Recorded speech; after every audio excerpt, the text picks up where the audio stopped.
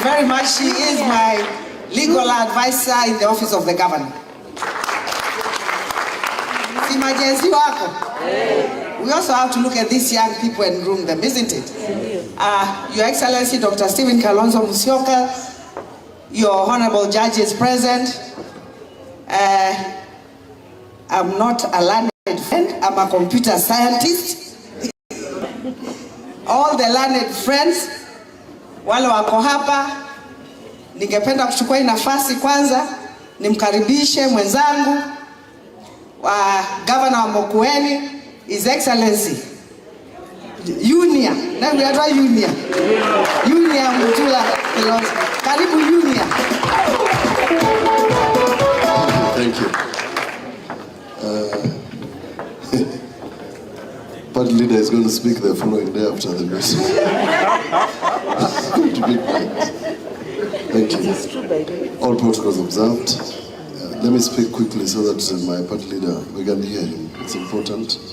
But one or two things I need to mention. One, P10540-530B/01. And I'm proud to be a member of this society.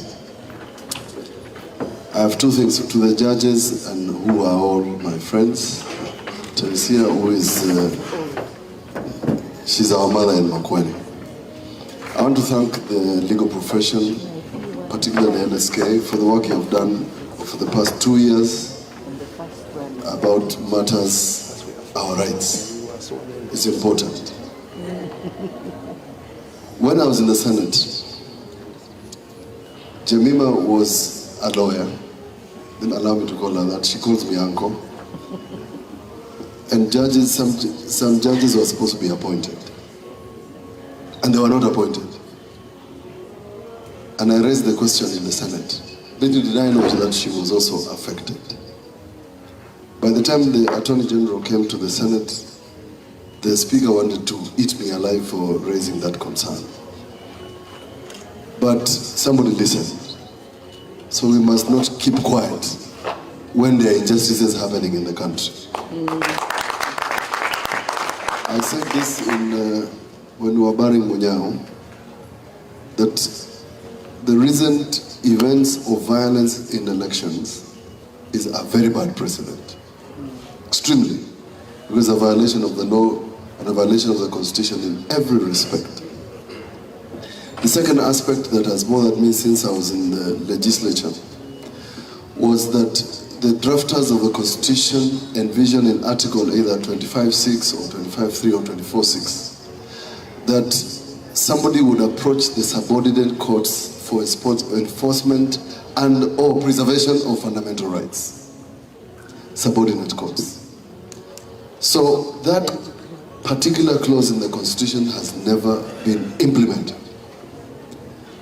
And it is important so that the court in Kilimani, the court in Kilongo, the courts out there in the villages, Kikima, up there in Matiliku, somebody out there ought to be able to approach the court for violation of fundamental rights. And that is important, because then it means that since some places don't have high courts, then people can approach subordinate courts and get their rights conserved or orders issued.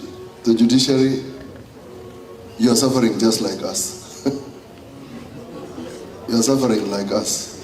When I was in the Senate, I used to make sure that we are fighting for you as we fight for devolution.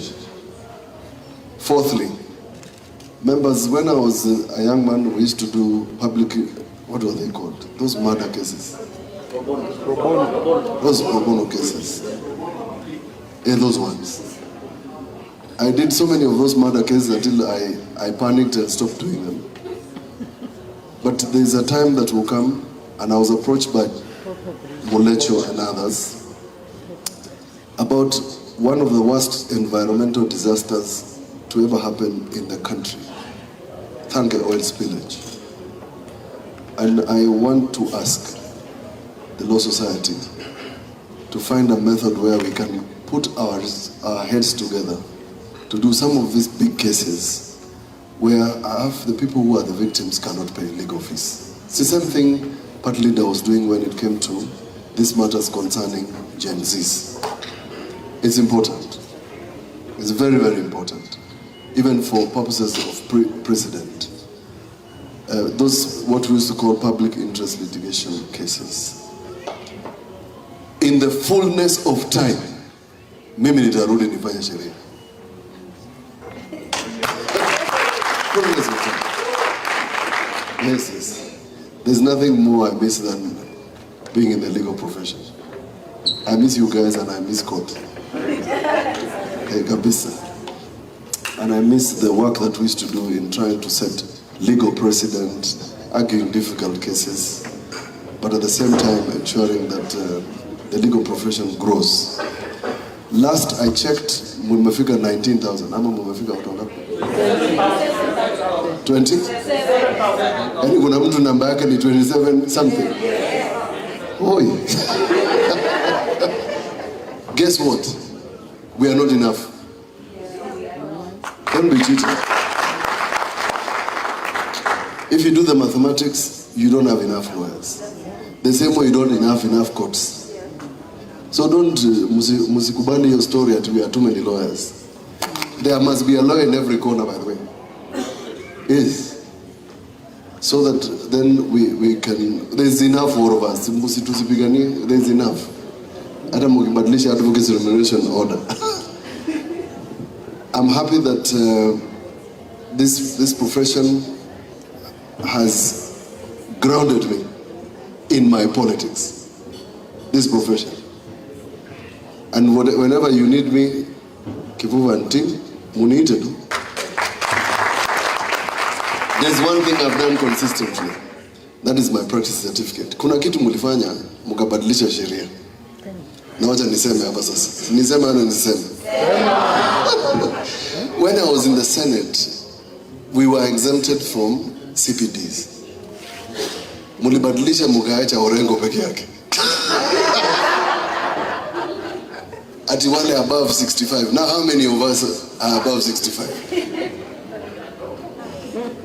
But I find and I want to thank all LSK because now umefanya turudi sasa into CPDs.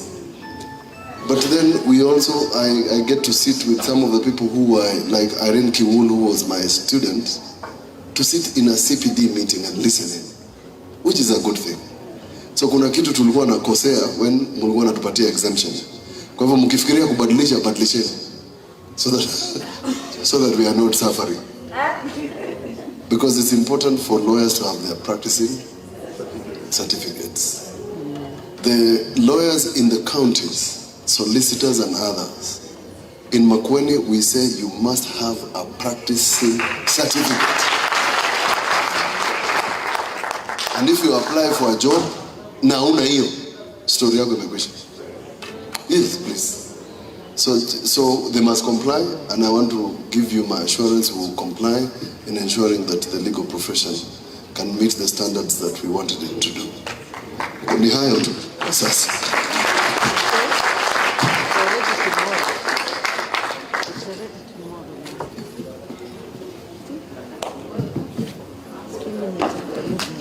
Thank you very much, Your Excellency, Junior.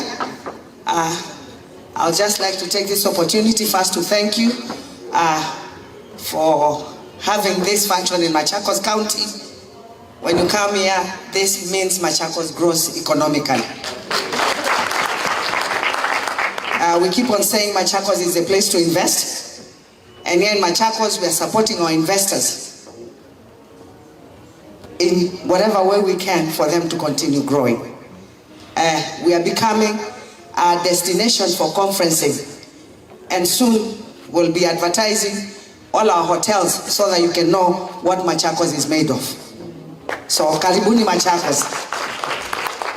As you know, we are also the most industrialized in East and Central Africa. We have industries coming up here every other day, and we are not getting tired. We also have the city in Machakos, which we are inviting you to come and invest there. We have given the law courts about 10 acres in Machakos. Your president just wrote to me the other day to remind me about the land. The land is there. We have given you, we want to come and build law courts in Machakos. You're building one in Athi River, which we really appreciate. It's almost getting finished. Now Machakos, the law courts are too congested. In fact, I remember I had to bring a container to make it habitable for the children that come with their mothers. Yeah, so that they can go and play there. So if you move to the land that we have given you, at least you can move from town. And you can also have conducive environment there. And also when we have all government offices together, manning them and protecting them becomes very easy. So that is what we want to do, where our headquarters will be, where all the government offices will be like community, or like, Harambe Avenue, the parliament and all that. So in case of anything, we are able to protect our government premises. So, mkona kazi sisi tumewapatia shamba, kujeni, mujenge. And I think for your president to write, you must have a budget. So we're just waiting for you. We have given to so many, to ESCC, to Wavinya knows, na DPP, yeah? She's the one working on that with the DPP offices, LSK offices, ESCC offices, and judiciary. So I'm not a lawyer, I'm a computer scientist, but I think about you. And I'm not blowing my trumpet. Sindio, lazima inchi tuijenge. And then what I'm kindly asking you as lawyers, we have problems sometimes at home. We have people from our community who cannot afford to be represented in court. Us as Machakos County, we have structures up to the ward, to the village level. If you can work through our structures, we are able to identify our victims or the people who need your service, and then you can work with them. We have our county secretary, Dr. Ndambuki. He's my county secretary. Through him, we can work together so that you can give the pro bono services or free. Services to our people. The last, not to Zoveamba, anyway.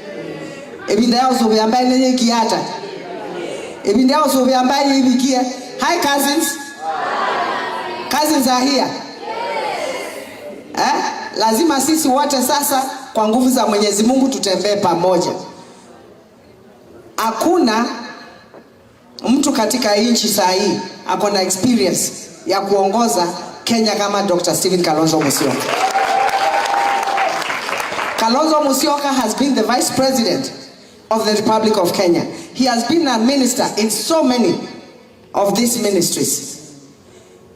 He has worked on bringing peace in East Africa, and in East and South Sudan is part of us, and even Somalia. He has been tried and tested. Kenya saa hii inataka mtu wa kuifanya hii. Kenya inataka kupumua. Tunaelewana? Kenya inataka kupumua, na ni nyinyi tu mtaweza kufanya hivyo. You are educated. You are everywhere.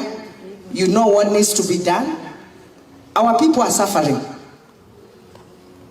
They're suffering. I'm the governor of Machakos, I can tell you. Some of my people's payslips, people are in trouble. We have had to go back and have our people restructure their loans so that they can have a space in their salary, and even have done some promotions because of all the taxes that our people are paying. Because of the taxes, we are being taxed a lot as a people. Mimi siogopi. Nemwe tumogamba ndiza kwa mondo ndiko makwa mondo na kila chagua no last maniki hata ni weta no. I'm carrying all these people, and I can see their problems. Hospitals, we're having problems. We're having problems. If I can tell you, as the governor of Machakos now, I have over 700 million in SHA not paid. And I'm supposed to be treating people. Buying medicine, where am I supposed to get money? There are things we need to sit down as Kenyans and really think hard and make the right decision. And the right decision for this country is His Excellency Dr. Stephen Kalonzo Musyoka.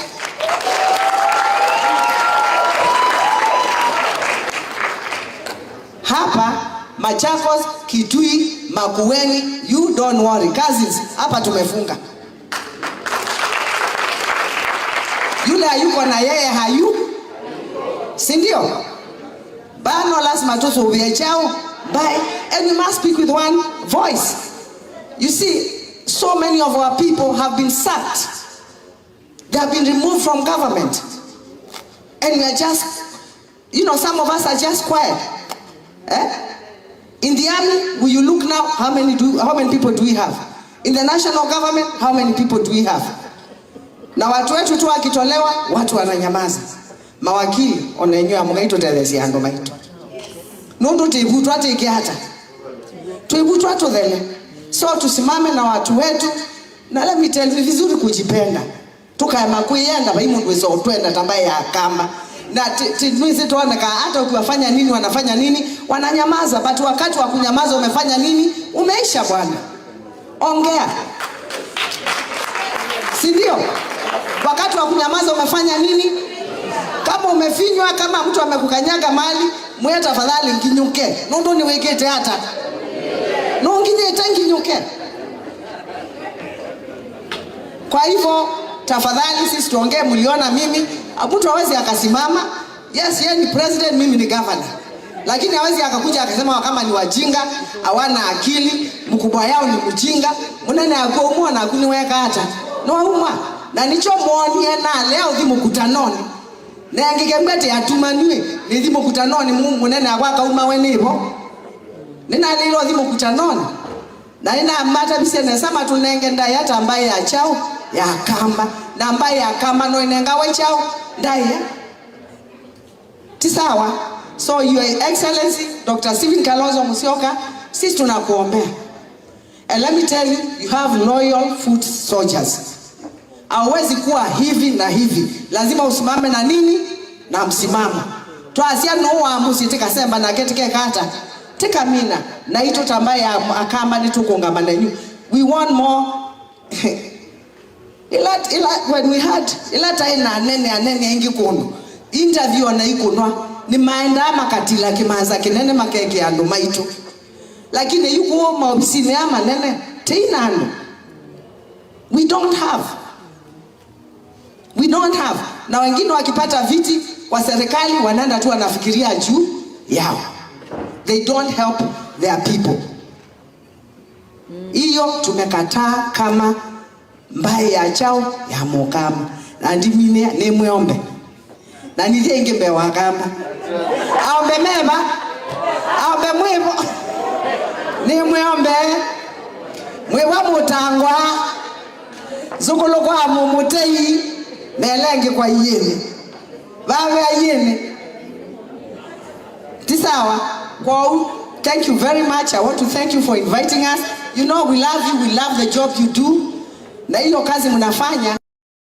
You know, it is only God who works through you. Because dealing with human beings is not easy. It's not easy. And for someone to sit and just say now what you have done is not right because of A, B, C, D, they must have thought about it. Because at a pen, you can destroy or build. Kwa hivyo sisi tunawaombea, tunasema Mwenyezi Mungu atembee na nyinyi, maloya muendelee kututetea. Because without you, in this country we cannot survive. And we love when we have issues, you come and fight for us. Kwa hivyo asanteni sana, ningependa kuchukua nafasi nimkaribishe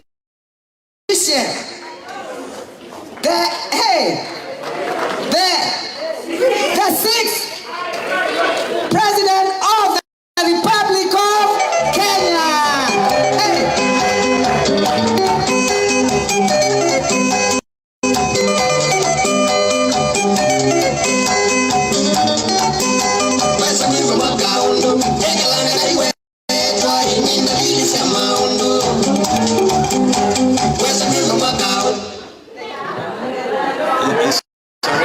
First, it's already Saturday. When we came here, it was Friday. Now we're on Sunday. Imagine, tulikuja hapa Saturday, now it's already Sunday. That's why I didn't want us to continue. But nandikuma baande bigisi maema. That's so. What do we say? Members of bench, your lordships and learned friends. Mheshimiwa Governor Obinya, Governor Mutula, and the Vice President of LSK, Senior Council Brother, so I think it may have gone, Charles Kanjama, and the cousins. We tunati travel together to say we can get to our lower. We are part of Mount Kenya South. I think that's what Professor Mulubi should have said. You have Mount Kenya and Mount Kenya South arrangement, and then Gema. A lot of work was done by Professor Mulubi and other guys to bring this integration.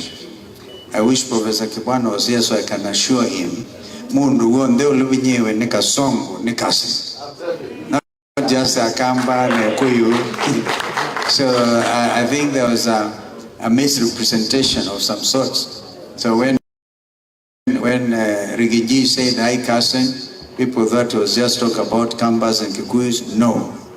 And I think Professor Mulubi, you know that Mijikendas, Kisis, Bagusis, Abagusi, and even Bukusus and others, and not just Bantus, the whole country.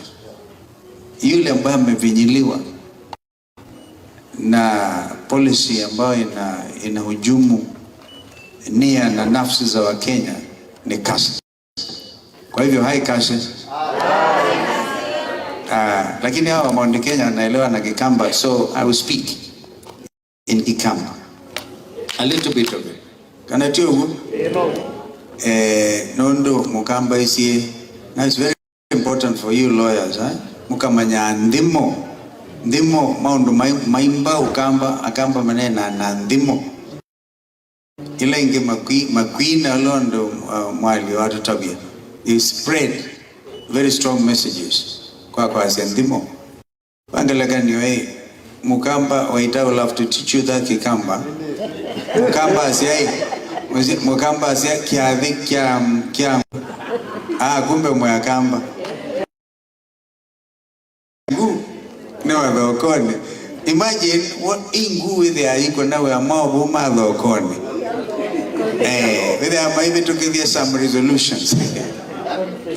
Now you mumondo ilamba iko asya ngendo kwedo na ndo amandika amadhango mimana kuandika indeto yandikika yuto na kwa asya Kalonzo aneni aza isi kiadhiki angune madhokoni kana kwa asya no kikuta ndo mangelani. A resolution was passed Kivuba over a long time, which goes to show the unity of purpose of this community. So, as I speak to you, I want to actually acknowledge and really appreciate this amazing investment. I'm here for the first time by the Mwangangis. Nituma Gunange, former speaker and we call Mwangangi Mr. Connections. I don't know whether he's still around. And I can see some of our people work hard. And so we celebrate this, and we really think, when this was ongoing, I used to think this looks like Hilton Hotel in Ukambani. Hilton has since closed down. We need, as Governor Obinya said, investment. That is how you can create wealth and create those important jobs.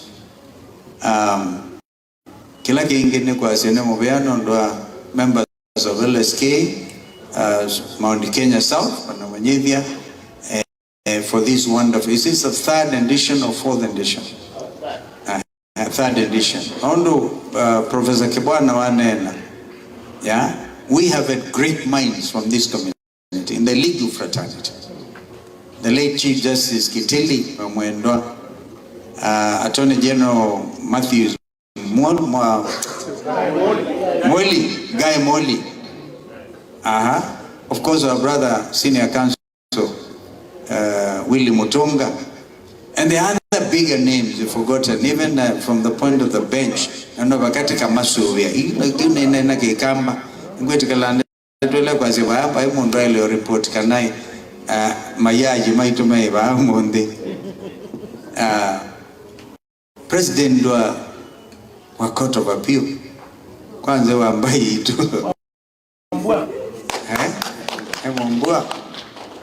Justice Musinga and matena wia mautio makwani katikati hivyo ndio aina the Mateo kia only respecting God Almighty. Go in a way, we're very proud of you, and we know there are gaps, there are deficits here and there. You, because we all know as practitioners that nobody has ever resolved the issue of the backlog in cases. Everywhere, it's not possible, and it's not been possible. Therefore, we need a lot more judges. Mutula Junior, what was your number again? 44. So number 4,500. I was number 1,056. All right. Had I not gone out after Kenyatta died in 78, I went out for postgraduate work in the Mediterranean islands. I would probably have been less than 1,000.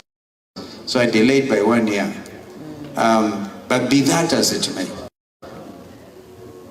kukoma na umonde ba betikili ene mo challenge. This country is in a revolutionary mode. Don't be cheated by anybody that Kenya Kwanza Malava. And again, I wish Kibwana was here, so because I would talk to him about Gunism.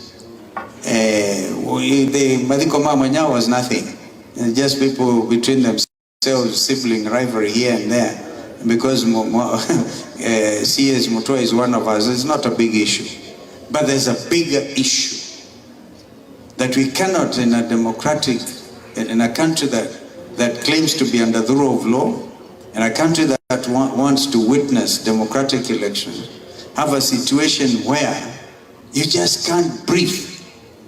You now have police on the one hand, and I think even the bench will have to help us on this. The police literally assisting goons to do work that the police themselves should be doing. Therefore, this concept of goonism, even those of you interested in elected positions, I don't know how you will manage a classmate in the University of Nairobi when you're doing undergraduate work, and leaving that place was a problem. Just a problem, because they are unemployed Kenyans who see those big cars you're driving and whatever, they jump on top. When you remember one time ulikuwa unaendesha gari yako anaingilia hapo kwa rooftop na anaketi hapo anagoe mama sema. And it is so because of frustration. I can assure you the Gen Zs are very angry. They came out on the 24th of June last year and made a statement, and they become the example the world over. In Madagascar, they made that president flee. By the way, the president of Madagascar was also the president, was the chairman of SADC countries. So even when now they are going to see Donald Trump, some of them, the president of Angola, the president of the DRC, and then of course Ruto is a current chair of East African Community. That's the only reason he went to State House, to the White House. And if you look carefully, you see President Uhuru Kenyatta sitting behind his White House boss, because he's the man who has been spearheading the peace efforts in Eastern DRC. But when William Ruto started the hotel, Serena Hotel, what he called the River Congo Initiative, and then M23, even though you could see, if you look at President Felix Tshisekedi and Kagame, you see Trump has a lot of work to do. We have tensions everywhere.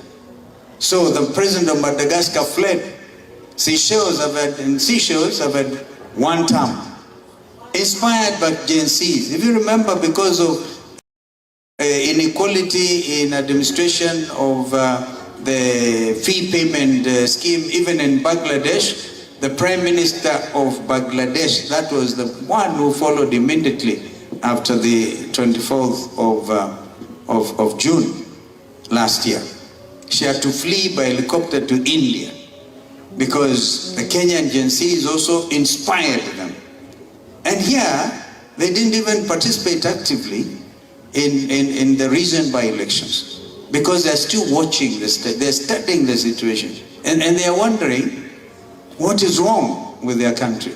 So we have a responsibility to deliver this country to the next generation under the rule of law. Now we are practitioners of the law. I think it's about time this country tried a president who is an advocate or a lawyer or something, because these others cannot, they cannot seem to make headway. This is why Chief Justice Emeritus is also trying to struggle along these lines. He was also my classmate, David Maraga, and because we're also trying to say, what can we do? What can we do? And so, when you meet like this, as members of the bar, the senior and the junior bar, I want to challenge you. You saw us go out and take those pro bono cases. We said you will not privatize JKIA, give it to an Indian farm, which is already cited for Andani. The Andani deal is good for us. We went to court and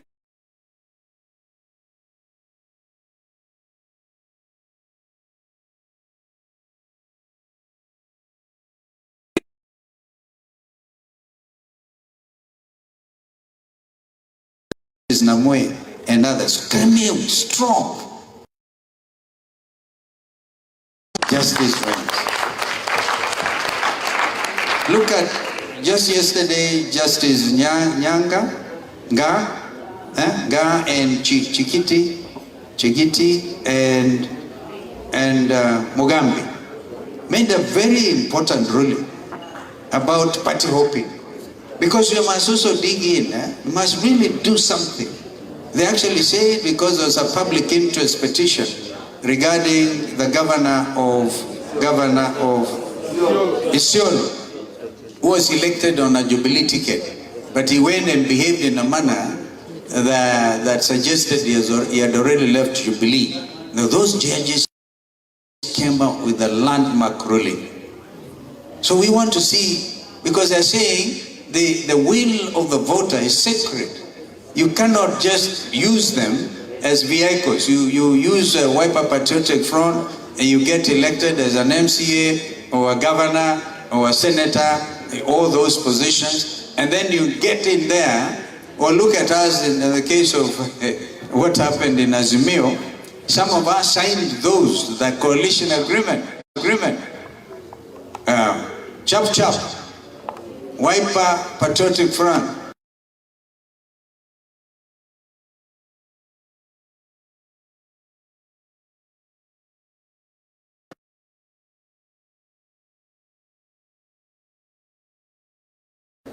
Chap left us immediately. Now what does that tell you? And of course a ruling was even subsequently made by the Court of Appeal that Azimio was a majority party in the National Assembly.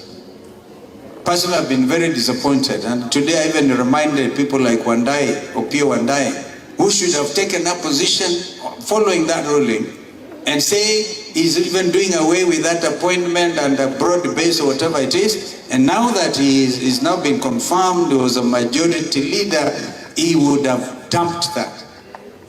And you know what that would have meant? Because Raila had lost this election in Addis Ababa for the chairpersonship of AU Commission. I was ready myself to make sure Raila became the president following that ruling.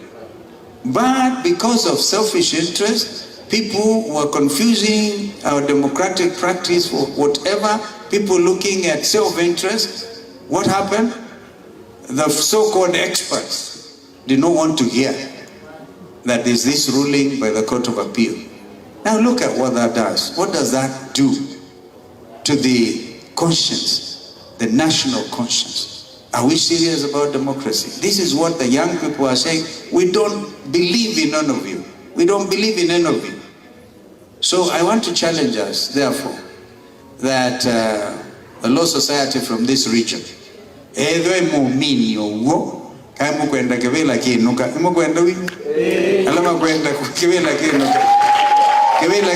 cannot do it myself. I can't do it on my own. I've been there, I've stood for dignity of this community. I've refused to be corrupted by anybody. I've refused, and I have tried to build that name. That's why Waita remembered I was angry with him, because Uhuru alikuwa amemtuma kwangu, chief of staff wa Uhuru, akaja number one. One time I actually came carrying a lot of money, not much though. It was less than $1 million, because no, he was actually, he meant it well. I had an event in Niata, and he thought he could contribute, have 1 million shillings. I told Waita, keep that money. We might need it some other time. Because this is not the way to go. Yani kuungamana event ya mwongo. Nikanazo vienda ya mokamba. Nikyo kutume today, but community inaandaya. Niko kanativo. Never mind. We now don't have those friends, I mean the founders of this community. Major General Ndolo was the first chief of the army. Then General Jackson Mulinge. And the army, because this is a community of fighters. Kila ndo inge Kenya matesi, mukamba nde wia. Lakini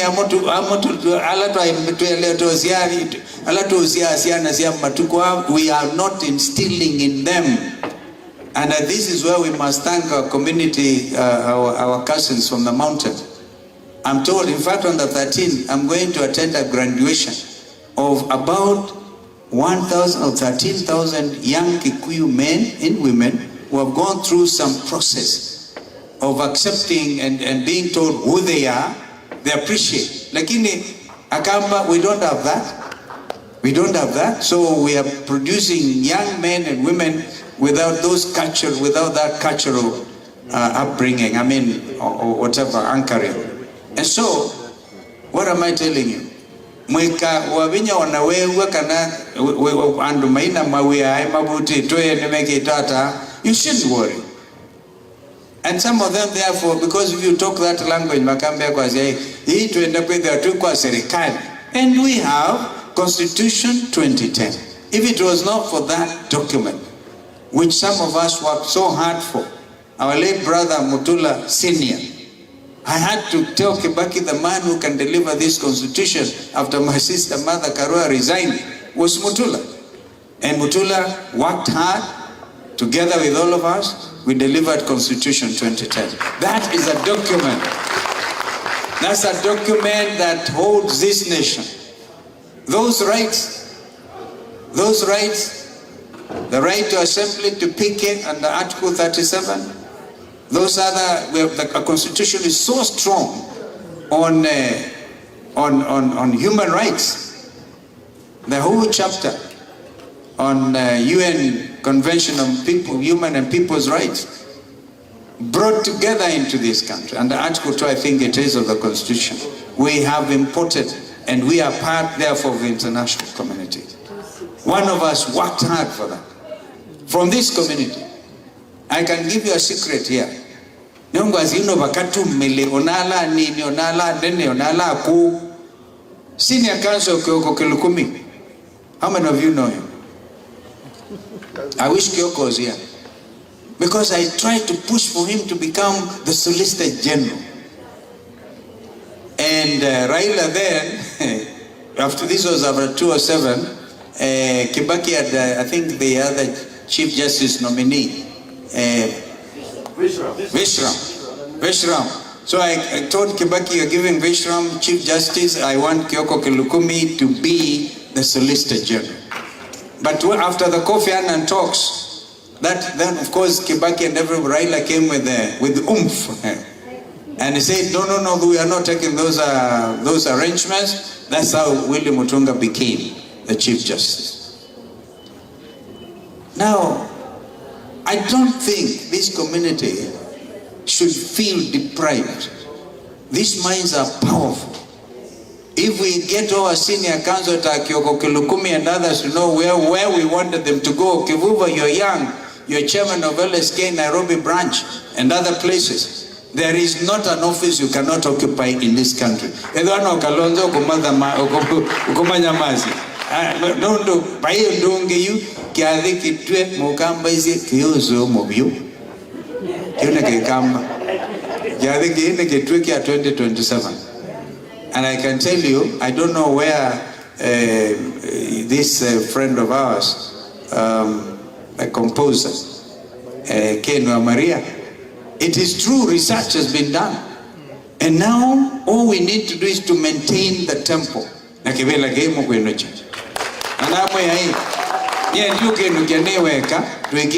all of us. Therefore, you're going to be more active. Sorry, you are going to be more active. Now, I'll give you an example.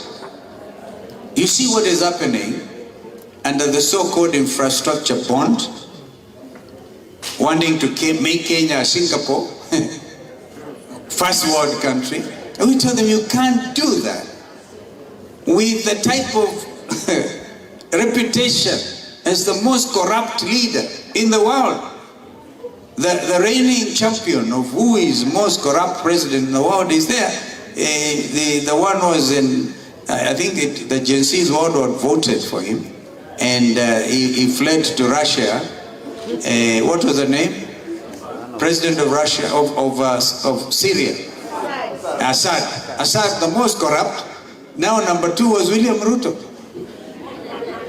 And he wants to make this country first world country. With that kind of a reputation. Now look at what is happening.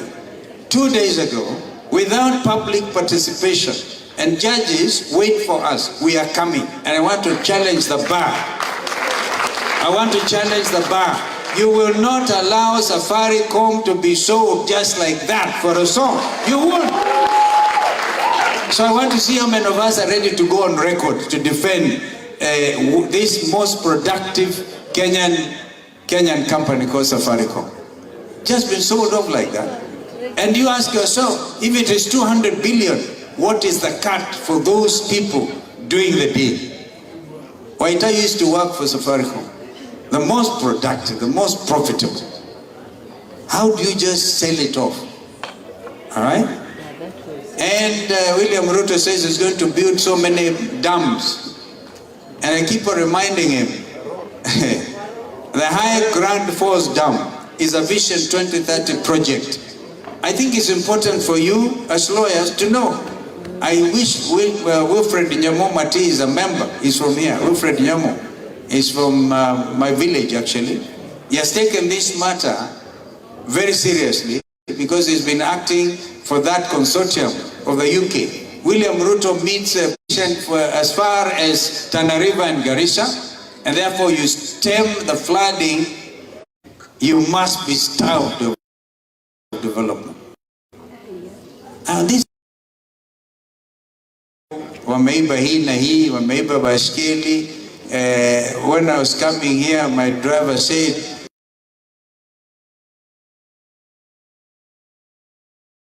he was on Uhuru Highway, akaona mtu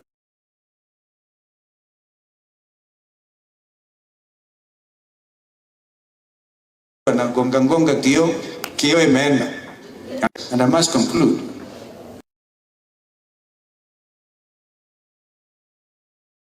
It's a revolutionary one.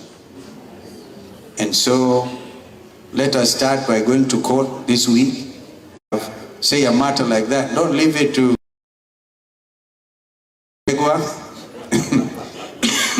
sorry, and a few others.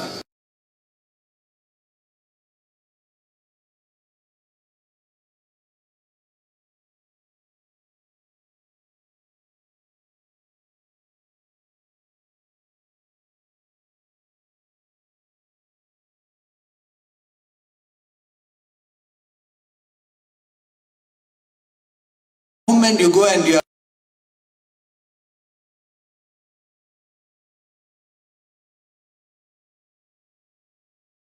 have 100 advocates on record, that makes a statement. How many of this is all the Americans are themselves saying, no,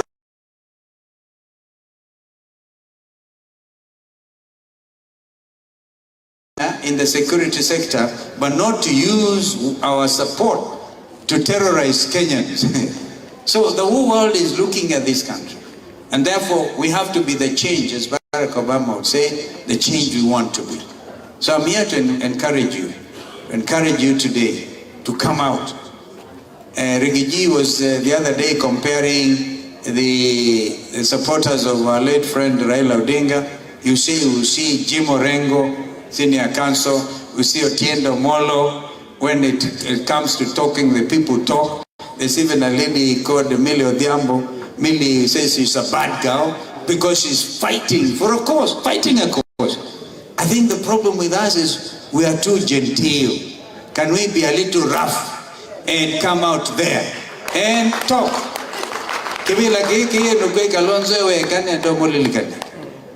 And so I must talk, and I really encourage you and congratulate you.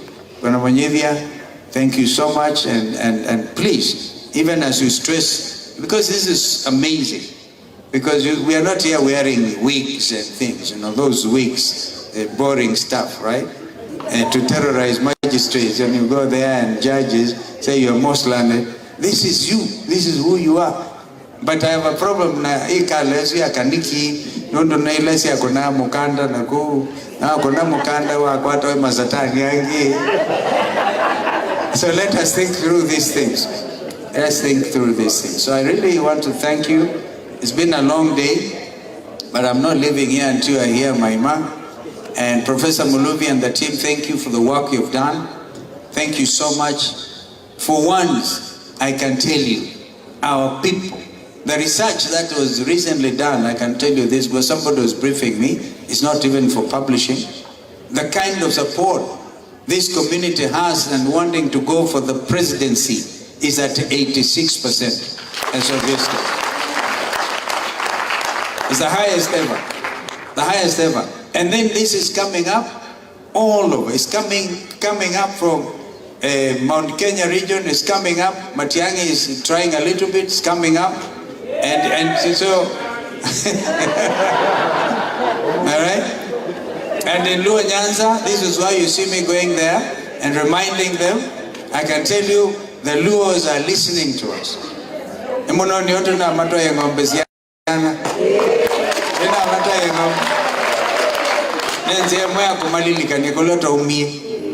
they are ready. And you know them, they believe in justice. There's a community that believes in democracy and justice. And I reminded them today, is Luo Nyanza. But let us have some of you now hitting those headlines. Headlines. Of course, we have a sister here, just because she's CEO of administrative. What is the commission again? It's actually the ombudsman, right? Yeah. Akionekana anajaribu, she was a CEO of LSK, anaangaliwa because wanasema hana godfather. I think that is a terrible thing we must fight in this country. So Maria Beneka, thank you. I've seen you stand very strongly with your sister here, and stand strongly. So if one of us is also affected, and we know that looking at everything, putting everything on the balance, wanaonewa tunatoka zote. So this is it. Let me see how many of you are going now to go out there. You know, now we can demonstrate freely. I'm the champion of demonstrations, but I'm not a mad person. And again, look at what is happening to university education. William Ruto has messed up education system. Now, I told my friend, Mrs. Mwangangi, because our daughter Mashi Mwangangi is the CEO of SHA, I'm a little shy. But this SHA thing is not working. And I have a feeling they are doing things behind Mashi. They are not telling her. This thing is being run by Kina Duale and other people. Mess up. You have had the education and the health sector. All our hospitals are not functioning. It's a fact. Hakuna. So, I don't even see William Ruto, by the way, as we speak. I'm so much ahead of him in opinion polls. So much ahead of him. This is why they say, oh, CG 50+1, hatutafika huko. And once we're going to work very hard to make sure the opposition remains united. And if we do, it will be absolutely one term for William Ruto in round one. One term. One term. One term. One term. Asanteni, God bless you.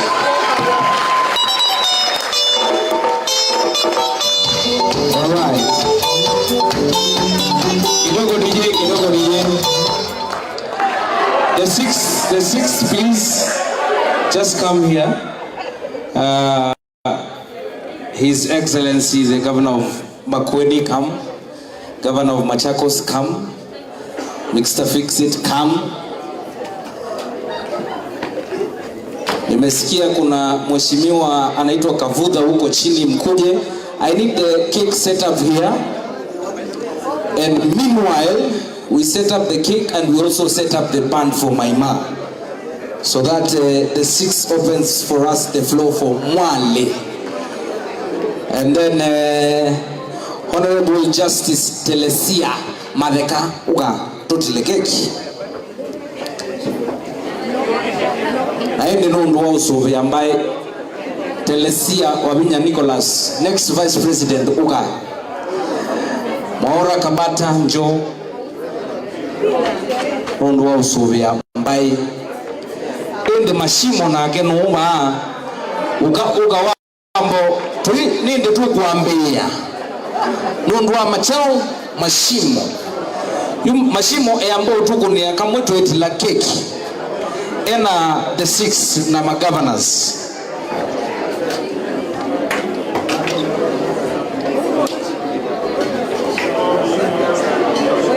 Kwa hiyo tweet la keki na the six na the governors around. Na ende tweet la keki ende mashimo. DJ, nipatie hiyo ya mashimo tuende nesano ndwa totile keki.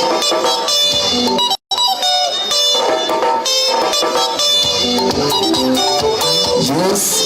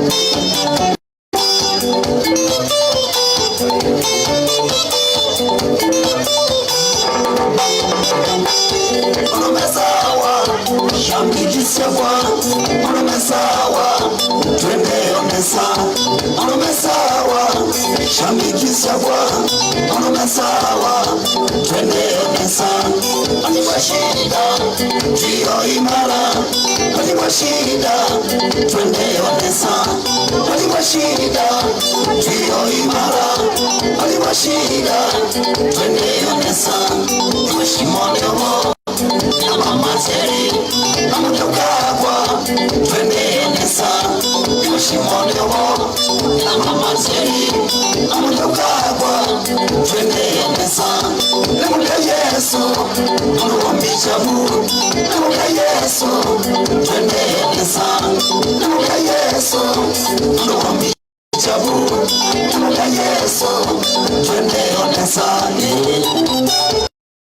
Yes.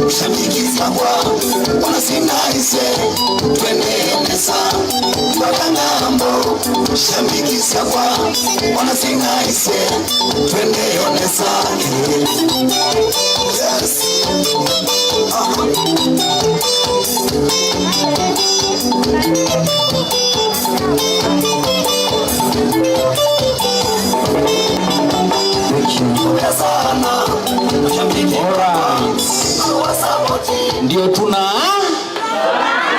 haya mashimo nondwa haya sasa the 6 karibia hapa. Your Excellencies the Governors, Honorable Justice Telesia Uka and Dr. Monyivia Kivuva ako wapi? All right, very well, lovely. Sasa the 6 chukua kisu inakaa kama panga, alafu usaidiwe na hawa imbogi yote tukate keki. Sawa sawa? Haya, wapi makofi ya keki, makofi ya keki.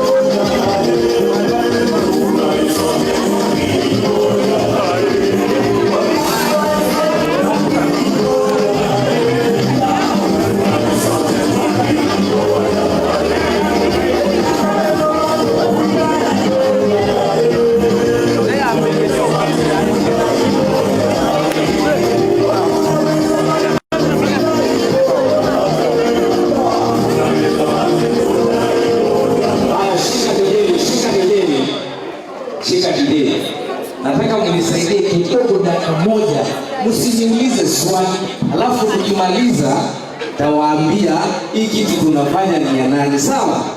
Sawa? Happy birthday to you. Happy birthday to you. Happy birthday dear Junior.